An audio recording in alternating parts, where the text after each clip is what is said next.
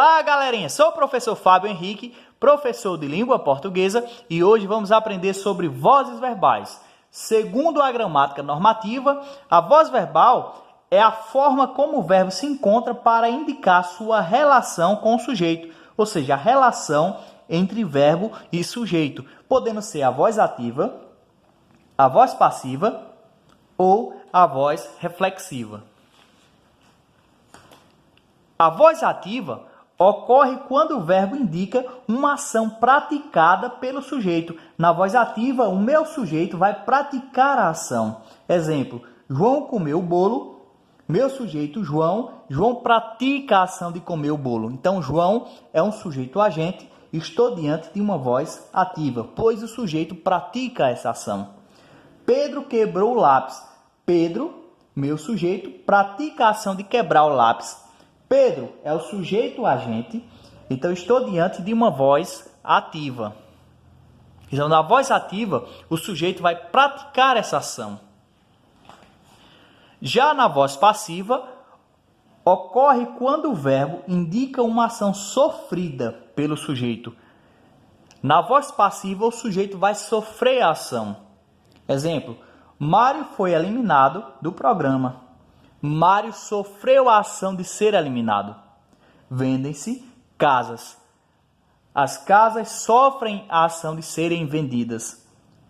Na voz passiva, temos a voz passiva analítica, formada geralmente pelo verbo ser, mas particípio, terminado em ado ou ido, ou voz passiva sintética, formada pela partícula passivadora se. Vendem-se casas, casas são vendidas. Mário foi eliminado do programa, o programa eliminou Mário. Então, esses sujeitos são sujeitos pacientes e eu estou diante de voz passiva. Aquela voz em que o sujeito vai sofrer a ação. Já a voz reflexiva ocorre quando o verbo indica uma ação praticada e sofrida pelo sujeito. Na voz reflexiva, o sujeito tanto vai praticar quanto sofrer a ação. Exemplo, eu me barbeei com cuidado, mas acabei me ferindo. Observem que o sujeito aqui pratica e recebe a ação de barbear, de se barbear. Exemplo 2. Tu te maquiastes muito bem. Observem que o sujeito pratica e recebe a ação de se maquiar. Então, voz reflexiva, o sujeito vai praticar e receber essa ação. Concluindo, na voz ativa, o sujeito pratica a ação. Na voz passiva, o sujeito recebe a ação, sofre a ação.